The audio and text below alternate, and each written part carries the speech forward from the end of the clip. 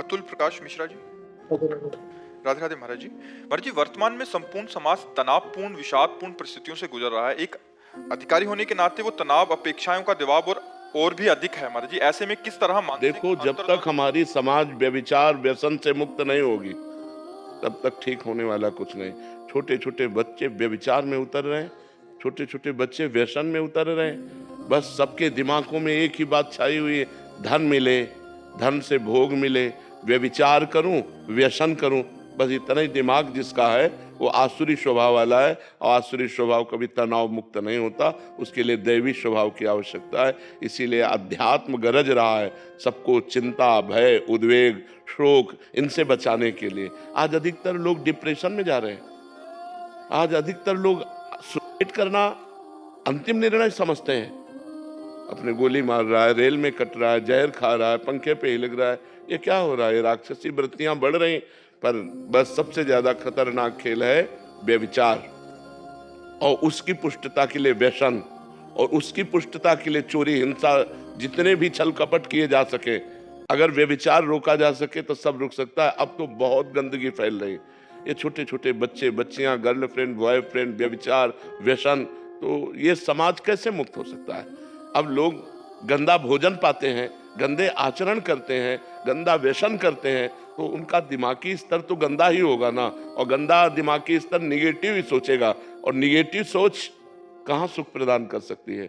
वो तो सुख की स्थिति में भी नकारात्मक सोच करके दुख निकाल लेगा। अगर पॉजिटिव सोच है तो दुख की स्थिति में भी वो सुखी रह सकता है। शरीर रोग ग्रसित है, खान पान की ठीक व्यवस्था नहीं, लेकिन भगवान का भरोसा है, नाम जप है, तो सुखी रह सकता है, वो प्रसन्न रह सकता है। तो आज हमारे समाज को अध्यात्म की आवश्यकता है, जिससे व्यभिचार मुक्त हो। अब जिसके पास पैसा बढ़ गया वो दो चीजों में ही अपने पैसे को नष्ट कर रहा है, व्यसन और व्यभिचार। बस वो जीवन का सुख यही समझ रहा है, और ये नहीं समझ रहा जीवन का अंत होने वाला है। एक एक श्वास हमारे जीवन से कम होती जा रही। पता नहीं कौन श्वास हमारे जीवन की अंतिम श्वास हो, कब शरीर छूट जाए इसका भरोसा क्या। अगर शरीर छूट गया और मनुष्य जीवन का जो लाभ था, धर्म, भगवत भजन, परोपकार, वो सब नहीं कर पाए तो फिर फायदा क्या हुआ? इतने दुर्लभो मानुषो देहो, शास्त्रों में वर्णन आया है, बड़ा दुर्लभ है मनुष्य शरीर। ये किस लिए दुर्लभ है? परोपकार करके, धर्म से चलकर, सत्य से चलकर भगवान की प्राप्ति, समाज की सेवा। ये बात, समाज सेवा वो कर सकता है जिसको धन चाहिए, जिसको व्यसन चाहिए, व्यभिचार चाहिए, वो समाज सेवा कर सकता है। समाज सेवा वो कर सकता है कि मुझे भूखा रहना पड़े लेकिन मेरी समाज भूखी ना रहे, मैं कष्ट में रहूं लेकिन मेरी समाज कष्ट रहित हो जाए। वो होते हैं समाज सेवी। आज समाज सेवा के नाम पर बहुत सा डोनेशन लेते हैं और अपनी वासनाओं की पूर्ति करते हैं। समाज सेवा कहाँ हो रही है? कोई विरला ही समाज सेवी है। पदों का अधिकार प्राप्त जो हमको भगवान ने दिया वो समाज सेवा के लिए दिया है, कि हम हजारों आदमियों को अपने माइंड लगा करके, अपने पद का प्रयोग करके सुखी कर सकूं। लेकिन आज उसका दुरुपयोग किया जाता है कि हजारों का शोषण कर सकूं। तो उसका कारण है उनके जो व्यय करने के तरीके हैं वो गलत हो चुके हैं। तो आय उनको अधिक चाहिए। 1 रुपया की कमाई है और 10 रुपया का व्यय है। तो आय और व्यय को अपने कंट्रोल करने के लिए हमारी बुद्धि शुद्ध होनी चाहिए। हमें समाज सेवा का पद मिला है, ना कि अपनी वासनाओं की पूर्ति का पद मिला है। तो ऐसे ही हम अध्यात्म के बिना, धर्म के बिना हम बहते चले जा रहे हैं, जिसका नाम अधर्म है, और जो परिणाम में दुर्गति प्रदान करता है, शोक प्रदान करता है। जो आज का समाज है, अगर शराब ना परोसी जाए, मांस न दिया जाए तो उसका स्वागत ही नहीं हुआ। अगर राक्षसी भोजन न दिया जाए तो स्वागत ही नहीं माना जाता।